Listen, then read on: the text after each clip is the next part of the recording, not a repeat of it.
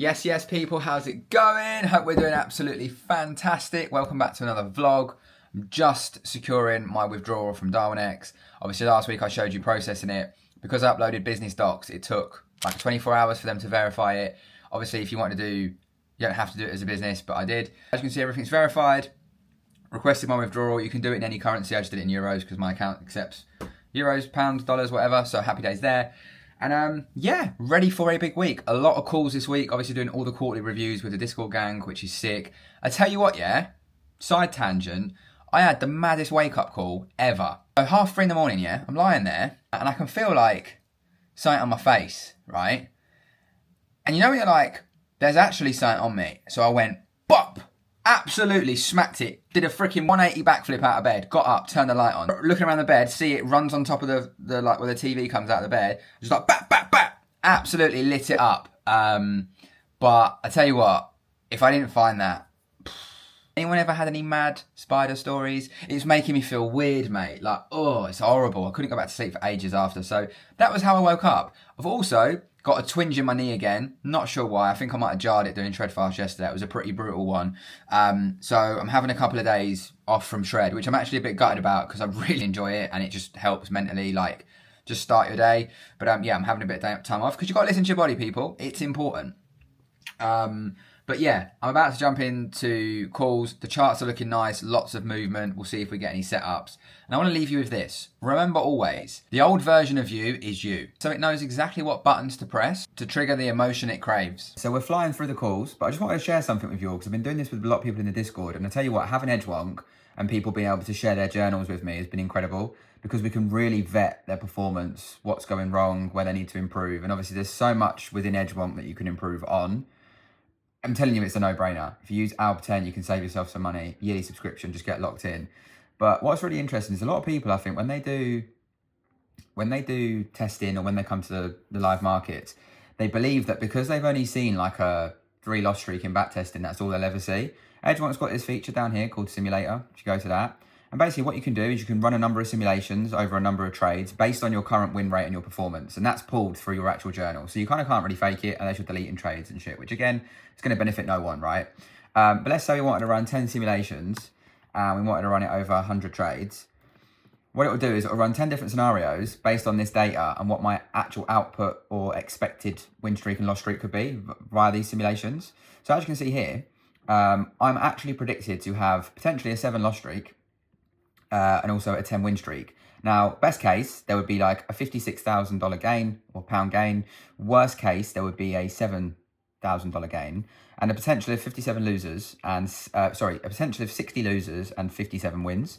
Now, obviously, the more data this has, the better this will perform.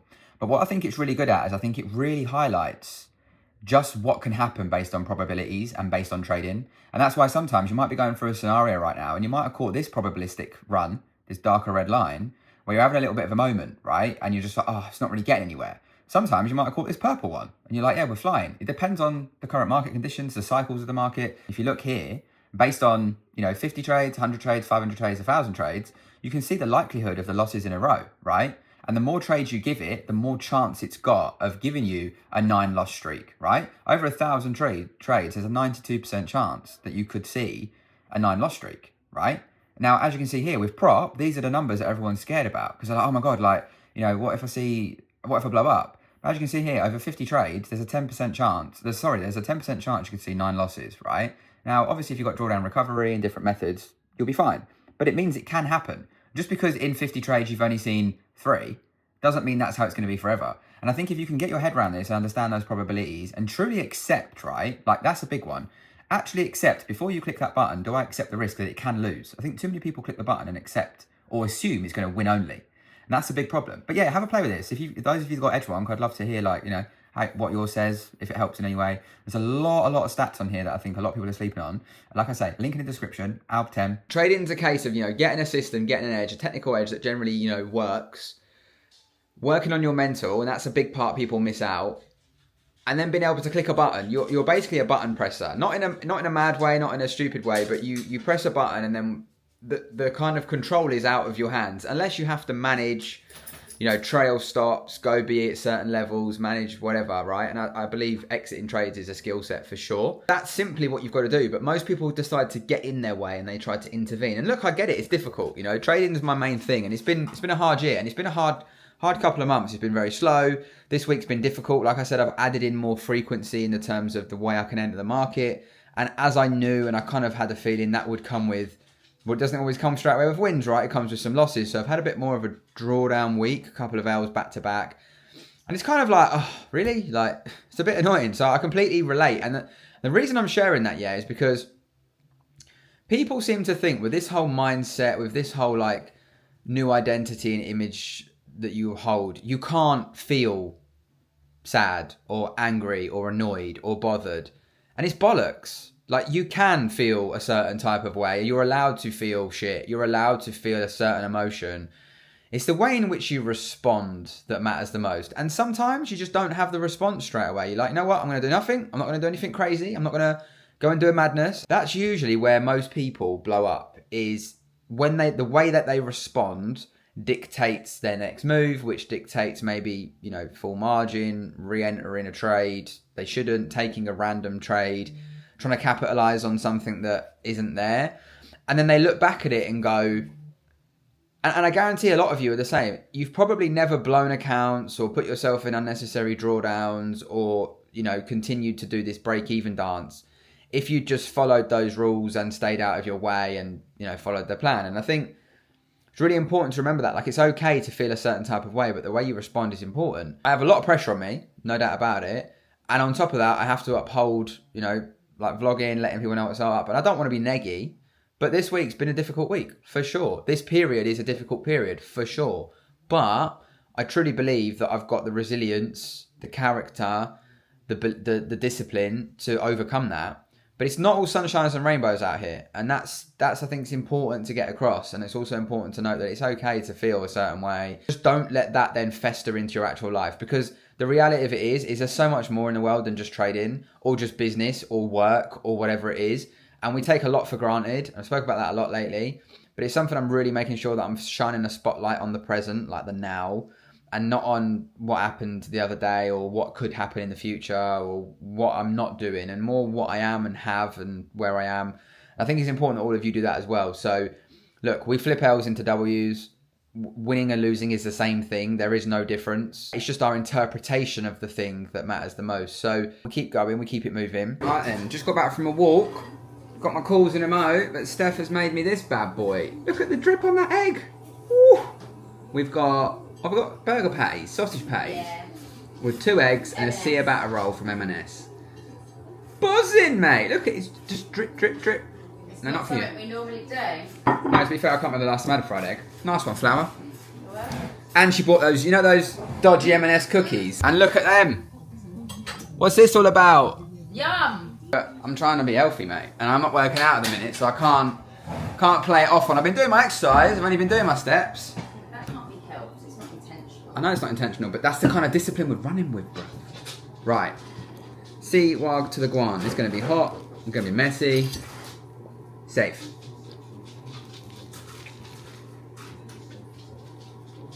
We've got a lot going on and it's hot. Right, ready? First try. Tea bag out. Fuck's sake. Ah! Off the rim! Mother trucker.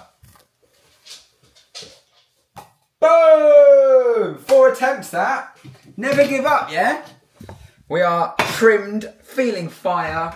We are showered, because if you don't wash your hair after a haircut, you are a psychotic person and you need help.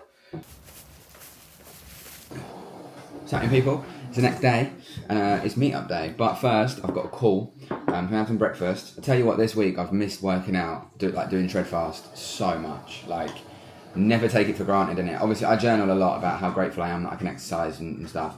Still done my steps. Still smashed my steps this week. Been doing like mobility and stuff, but I've just taken it easier with my knee. Obviously, I worked out, I think it was Monday, and I jarred my knee a little bit. It was a really intense exercise, and I think it was an extension on a burpee, and I might have just jolted my knee.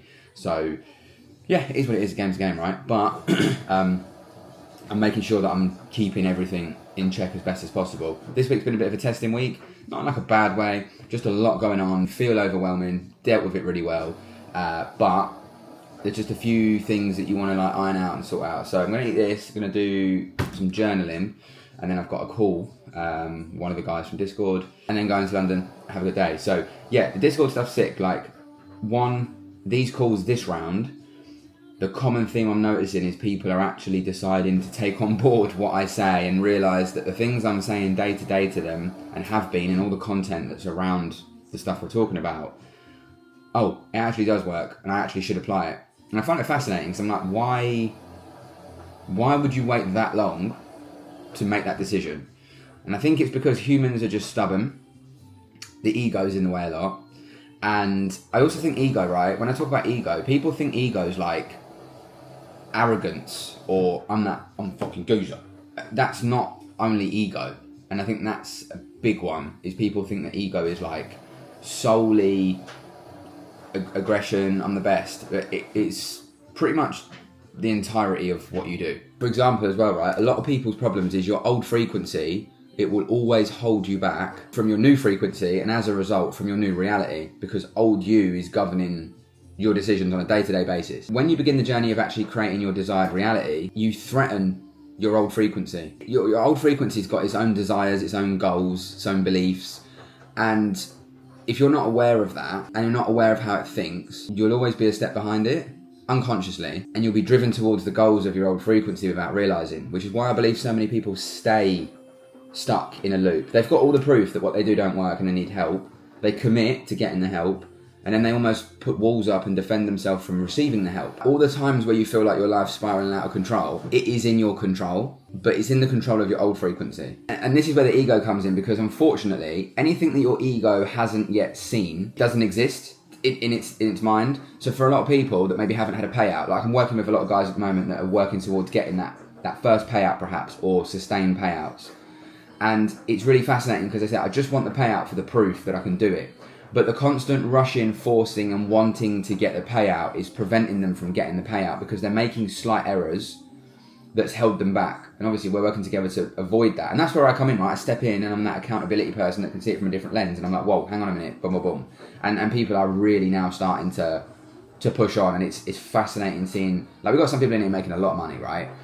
But they needed a few tweaks, they needed things. But also what some of them do is they needed those tweaks and a few things, but they also then almost don't accept that they needed that. And they go, I was kind of already there. And it's like, that's ego again. You know, the ego's present in everything that we do. And the thing is like your old frequency, it damages your new reality. And imagine it like this, right? Because essentially a lot of what you do and repeat is like your thoughts, right? Imagine that every time you repeat a particular like line of thinking, or you feel a particular emotion, let's say you were putting like I haven't got a stone handy, but you're putting a stone like on the ground, right? And it begins to form a pile. Now, we know that studies say that humans can have 60,000 thoughts a day, right? Over time, these piles turn into mountains. Every repeated thought or emotion is like a building block, and it's almost a building block for like an entity that seeks to exist based on what it was made from, which is often thoughts and the feelings and the emotions that aren't going to serve you in becoming the new version of you that you need to be in order to achieve the desired goal that you want. For example, someone who repeatedly complains they're unlucky. There's plenty of those people in the world, and they always think, why me? Life doesn't go my way. The idea of life not going your way is simply an illusion. Life's always going your way, you're just unaware of your path. And then what this does is this repeated pattern of I'm unlucky, my life's shit, it's not going anywhere, creates its own entity that then gives you the desired outcome of solely being unlucky. And a lot of people go through life doing this with all different things, parts of their life, right? I'll never be a great trader. They focus on not being a great trader. They don't do the things that are required to be a good trader. And then they just become not a great trader. But what you got to remember, right, is if you can create negative thoughts, emotions, entities that become so powerful and they almost control or contradict your actual desired reality, you can easily create a positive that contributes towards your desired reality. But it comes down to the perspective and the thoughts and the thinking that you do. And I've realized, like, every time you go through life, you almost create different phases, or you have different phases, different experiences. And what happens is we almost create entities to maintain that phase. If you're financially struggling, there's almost an entity that maintains to keep that the norm. If you're in a bad relationship, there's almost an entity created to keep that and maintain that bad relationship. If you're unfit, there's an entity that seeks to maintain that. Most people watching this know what they should be doing, but they don't do it. Why? Because you're maintaining that based on the thoughts and the entity that you've created. The old frequency is directly connected to the old version of you, which is directly connected with your old reality, and that's the very one that you're trying to escape. And until you know how your old frequency thinks, you're always going to be that step behind without knowing why. And like, I've realised this a lot, the old version of you, I need to eat some food. It will stop at nothing, even if it means like destruction or total misery. So, for example, you're probably like, Avia, what do I do about that? So you've got two things. You've got, when these things are happening, you've got the response, you've got the reaction.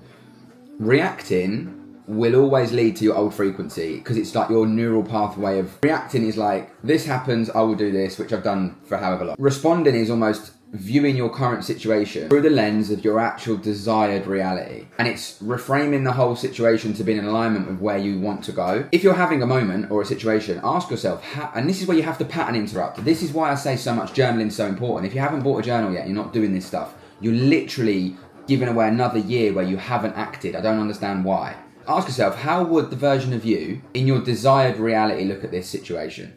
How would the version of you in your desired reality feel about this? Answer it. How would the version of you in your desired reality think about this? Answer it. If you keep these sort of questions at the top of your mind and you're able to answer them, it stops that blur on your lens, and then chaos isn't as chaotic, if you like. It's a little bit more clear. And I know there's a lot going on there, but if you're able to practically do this sort of stuff, understand these things better, you will start to unlock the doors that you've been trying to unlock for a long time. But if you just go, I just want to be a trader, I want to be successful, I want to be fit, I want the quickest way to do it, and I don't want to really put in much effort, it's never going to happen. And then you have to have a serious conversation with yourself, a serious one. And we're coming to the end of another year, and those conversations need to be had. And everyone I'm having a call with at the moment, I'm literally saying to them, do you want to trade? And it takes them by surprise. But every single one of them said yes. Okay, cool. Well, now we need to sort some things out. Some of the calls have just been great. People are like, yeah, I'm making good money, Matt. I'm in a good place. We should carry on. I'm like, sick, let's keep going. But equally, you're vulnerable at the top. The wind blows a lot harder at the top of the mountain than it does when you're on the way up to the mountain because you're shielded by a lot of the mountain. So, yeah, look, what I'm trying to say is there's a lot of things that you probably aren't doing, you know you should be doing. It's time to start doing them. How you do one thing is genuinely how you do everything.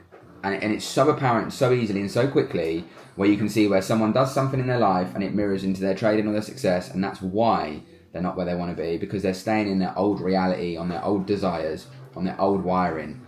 You've got to rebuild that, and it takes time, and this is the problem. People want the shortcut. The quickest shortcut is to realise there isn't one. Just stay the course. And that's what I help people do. So if you fancy being involved in that, look, there's a couple of spots. Being honest with you all, the price is going up again because this month's really made me realise the level of detail and care I give to everyone in here is on another planet. And it's too cheap. There's people out there selling shit that's dog shit for thousands of pounds. The price is going up monthly. Anyone watching this that's in the Discord, you already know your price stays the same. If you get in on the current price, it will stay the same. But it's going up because it's fucking sick.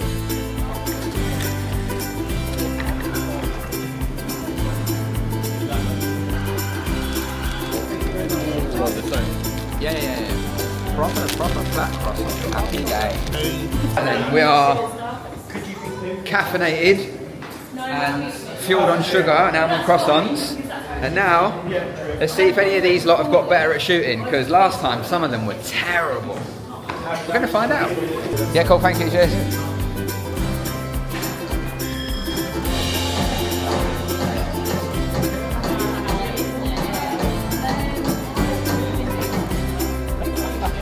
Good enough though, is it? Yeah. Here he goes, Mr. Top of the leaderboard. No pressure.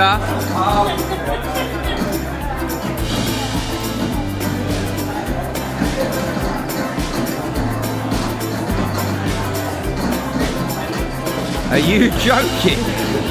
It's not looking good, bruv, out here. Really not looking good. Let's go! And that's the actual, so Lewis won, Matty second, Josh third, I'll take the accuracy win. No, you're not wrong! Do it for Christmas, I think. We'll come back with more. Now it's to get pizza. We've got the pizza gang. Everyone's getting locked in. And these guys haven't got food. Yes, it's Saturday. I'm just editing the vlog. Had a wicked day with everyone yesterday. I kind of didn't film as much as I would have liked. They're the days I need a videographer. Definitely, because there was so much to capture, but you want to be present. Anyway, I hope you enjoyed this week's vlog. Do me a favour. Any of you that use a Mac and also game, it might not even be a thing. I don't think it is from the research. Is there a monitor that can do both, but predominantly better for the Mac, but I can still flick my PlayStation on and game on it? Is that a thing? Does it exist or not? Because I kind of miss not having a screen for my Mac, but equally I like playing games on my desk. Does it exist? I don't know. Let me know in comments if you've actually tried it. If you don't say go PC, all right? I don't want to hear it. I don't want to hear it. Without further ado, have a fantastic week. Give it a thumbs up. Subscribe if you haven't. And I'll catch you all in next week's video. Peace and love, guys.